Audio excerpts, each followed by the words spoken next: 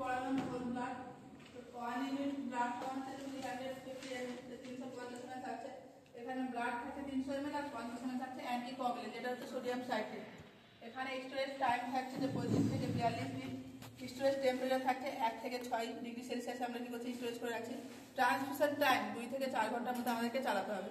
প্রসিডিওরের ক্ষেত্রে quality of donor, যে blood donate করবে তার কি কি কোয়ালিটি থাকতে হবে। অবশ্যই কি করতে হবে, এজ ক্রাইটেরিয়ার ক্ষেত্রে যে 18 থেকে 65 বছর বয়স হতে হবে, হেলদি পার্সন হতে হবে, পেশেন্টের ওয়েট মিনিমাম হচ্ছে 45 থেকে 50 কেজি হতে হবে। এখানে হিমোগ্লোবিন হচ্ছে যে 12 গ্রাম অবশ্যই হতে হবে, 12 গ্রামের বেশি হতে হবে।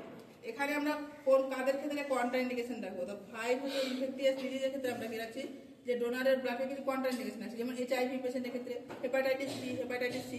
এরা কি হচ্ছে যে অল টাইম কন্ট্রা ইন্ডিকেশন, মানে জীবনে কোনোদিন এরা ব্লাড ডোনেট করতে পারবে না। বাট কোনো পেশেন্টের কারো যদি হয় যে ম্যালেরিয়া হয়েছে বা সিফিলিস হয়েছে, তাদের ক্ষেত্রে কি হতে পারে যে আফটার 5 ইয়ার্স ওরা কি করতে পারে, ব্লাডটাকে ডোনেট করতে পারে। এবার ব্লাড ট্রান্সফিউশনে ক্যানুলা আমরা কোন ক্যানুলা ইউজ করি, 18 কেজির গ্রিন ক্যানুলা আমরা ইউজ করছি। হাইট কত থাকছে, 18 থেকে 26 ইঞ্চিতে হাইট থাকবে। আর্টিকেলসের মধ্যে যেমন বলেছি যে বিটি সেটে কি থাকে, ইনলাইন ফিল্টার থাকে। আমাদেরকে বিটি সেট প্রত্যেক ইউনিটের পর আমাদেরকে কি করতে চেক করতে হবে। এবার হচ্ছে আমাদের স্টপ অফ ব্লাড ট্রান্সফিউশন, যখন আমরা ব্লাড ট্রান্সফিউশন করবো তার আগে আমাদের কি করতে হবে, যে ফার্স্ট আমাদেরকে আইডেন্টিফাই করতে হবে যে পেশেন্টের হচ্ছে হিমোগ্লোবিন কম রয়েছে।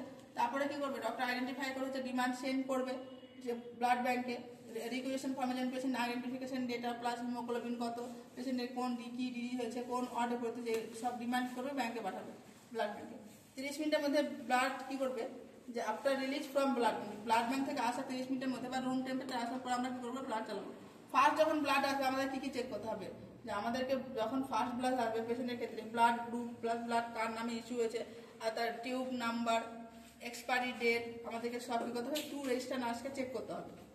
এবং যখন চালাবে তখন কি করতে হবে, পেশেন্টের যে 2 রেজিস্টার নার্সকে চেক করতে হবে। চেক কি করবে, যে আইডেন্টিটি কি, ব্লাড গ্রুপ, এক্সপায়ারি ডেট।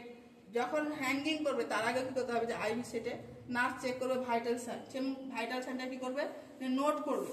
এবং যখন চালাবে সেই চালানো হচ্ছে টাইমটা কি করবে, যে নোট করবে কতক্ষণ কোন টাইমে চালাচ্ছে পেশেন্টের ক্ষেত্রে। এবার দেখা গেল কোনো পেশেন্টের ক্ষেত্রে ফিভার রয়েছে, তাহলে যদি প্রেসক্রাইব আমরা কি করবো, অবশ্যই আমরা কি করবো, যে ফিজিশিয়ানকে আমরা হচ্ছে যে কি রিপোর্ট করবো। তারপরে কি হবে, প্রেসক্রাইব অনুযায়ী আমরা মেডিসিন দেবো, যেমন ওরাল পিসিএম দেবে। যদি ওরাল পিসিএম দেয় তাহলে আমরা কি করবো, সেই ব্লাড ট্রান্সফিউশন 30 থেকে 60 মিনিট পর করবো। যদি আইভি ইনফিউশন দেয় পিসিএম, তাহলে আমরা কি করবো, 5 থেকে 7 মিনিট পর আমরা কি ব্লাডটা চালাবো।